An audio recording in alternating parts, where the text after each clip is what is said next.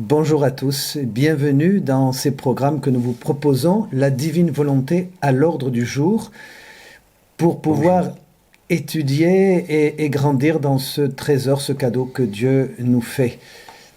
Père Dominique, à vous dans cette lecture de ces textes lumineux qui nous éclairent. Et nous ne sommes pas des spécialistes, nous apprenons comme vous, pas à pas. Alors on prend ce texte au tome 19 du 27 août 1926. Le royaume du divin fiat chez les créatures, le livre du ciel, appelle des créatures à revenir à l'ordre, au rang et au but pour lesquels elles ont été créées par Dieu. Tu vois, je veux que le titre du livre corresponde bien à la grande œuvre de ma volonté dont il va traiter. Je veux que l'homme comprenne que la place qui lui est assignée par Dieu se trouve dans ma volonté. Et qu'aussi longtemps qu'il n'y entre pas, il reste sans ordre et sans but. Il est un intrus dans la création, sans droit d'aucune sorte. Ça, c'est important. Finalement, la création appartient à ceux qui vivent dans la volonté de Dieu, comme Adam, puisqu'à Adam appartenait toute la création, il nommait les choses, il régnait sur la création. Donc, nous sommes des intrus tant que nous ne faisons pas la volonté de Dieu, Père Jean-Jacques. Oui, d'autant plus que, comme le texte l'indique, c'est le désir de Dieu, le projet de Dieu, la volonté de Dieu, justement, que l'homme, non pas retrouve seulement sa place, mais qu'il ait totalement et pleinement sa place plénière pour justement régner tel que ça a été dit dans le livre de la Genèse. La divine volonté doit se manifester et régner avec lui et en lui. Et donc, en conséquence, dit Jésus là à Louisa, il erre sans paix et sans héritage. Oui, la paix vient de l'héritage. Je pense à Israël, la paix, la terre. Déjà, on voit les bases dans l'Écriture. Un prix de compassion pour lui, je crie continuellement. Entre chez toi, reviens à ta place, accepte ton héritage, vis dans ta maison, comme le fils prodigue un peu. Pourquoi veux-tu occuper une terre qui n'est pas la tienne?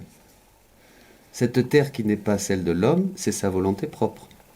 Oui, et en fait, c'est une terre qu'il a perdue. Il retrouve cette terre qui lui appartient, comme elle est dit dans le livre de la Genèse.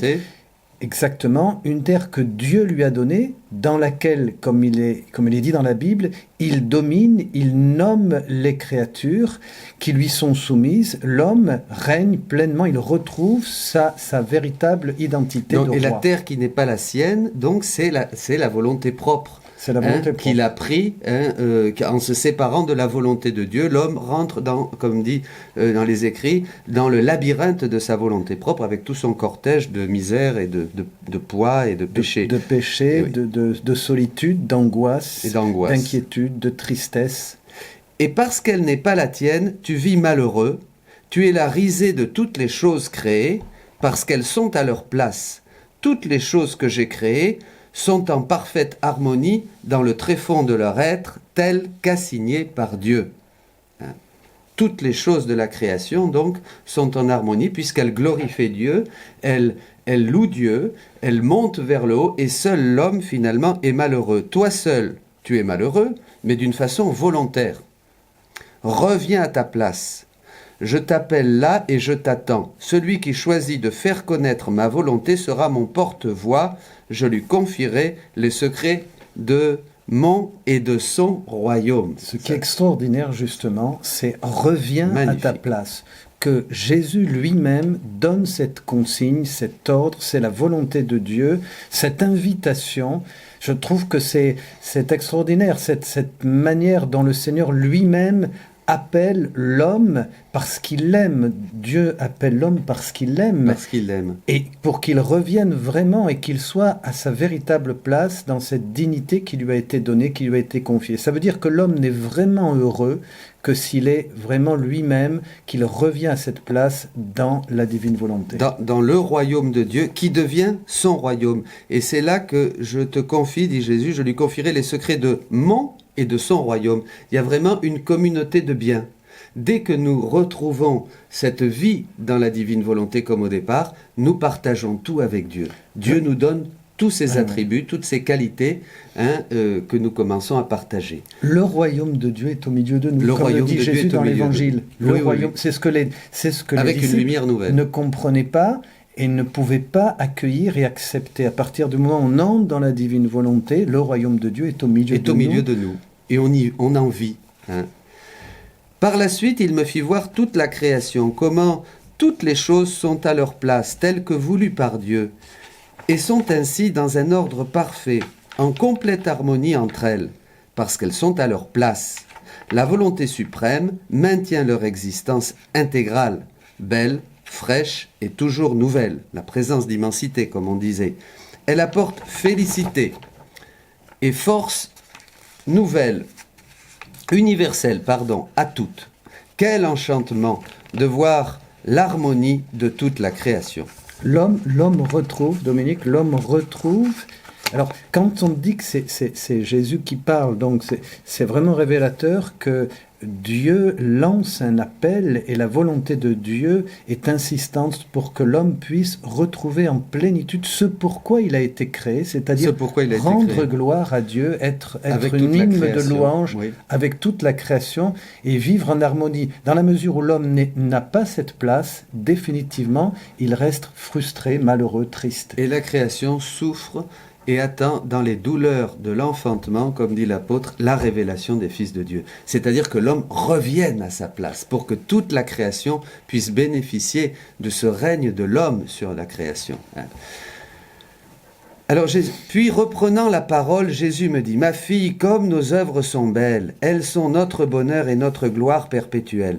Toutes occupent leur place et chacune remplit son rôle parfaitement. Seul l'homme et notre déshonneur dans notre œuvre de la création, parce qu'en se dissociant de notre volonté, il marche la tête en bas et les pieds en l'air. Quel désordre! C'est horrifiant de le voir marcher la tête en bas, se traînant sur le sol. Tout baigne dans la confusion, tout est modifié. Il lui manque l'envergure nécessaire pour que sa vision soit contemplative. Là, il faut s'arrêter là, parce que c'est extraordinaire, cette compréhension que nous avons de cet homme qui marche la tête en bas. Donc il cherche, comme dit saint Paul, il ne cherche plus les choses d'en haut, dans Colossiens 3, mais les choses de la terre. Et on se matérialise complètement, et alors on perd totalement, finalement, notre héritage. Saint Paul dit que là où est l'esprit est la liberté. À partir du moment où l'homme marche la tête en bas, il est esclave de lui-même, esclave de ses passions. Il n'est plus guidé par l'Esprit Saint et la divine volonté, il est guidé par sa nature propre, sa volonté première. Et alors, évidemment, et par l'influence de la matière sur ses sens, qui obscurcissent ses sens, et le démon aussi, bien sûr, qui joue sur la vie sensible. D'où le désordre. J'aime bien cette expression, le désordre. Il y a une disharmonie, il y a un désordre. Et ça, c'est intéressant parce que l'homme n'est pas fait pour le désordre. Non. Quand l'homme crée le désordre, il est facteur, il engendre le désordre, il crée ce dysfonctionnement qui entraîne toutes les inquiétudes, les angoisses, le mal, le péché. L'homme est fait pour l'ordre, pour l'harmonie, pour la divine volonté. Et alors là, on a la clé, et on va peut-être terminer avec ça. Il lui manque l'envergure nécessaire pour que sa vision soit contemplative. Donc on voit bien, Père Jean-Jacques, que finalement la vie contemplative, c'est-à-dire le fait de regarder le Christ, de le contempler dans l'Eucharistie, de le contempler dans la prière intérieure, permet à l'homme de retrouver, de se relever. C'est la nature courbée dont déjà parlait saint Bernard, qui se relève. Et la Bible. Et oui, dans la Bible, en commentant la femme, la petite vieille, et qui la vie contemplative, la vie de prière, finalement, permet à l'homme de retrouver la vision de Dieu. Ce pourquoi il a été fait, ce pourquoi il a été créé, vive dans la divine volonté. On vous remercie pour être avec nous dans ce petit temps de compréhension, la divine volonté à l'ordre du jour. Que Dieu vous bénisse, que Dieu vous garde. Au revoir, que Dieu vous bénisse.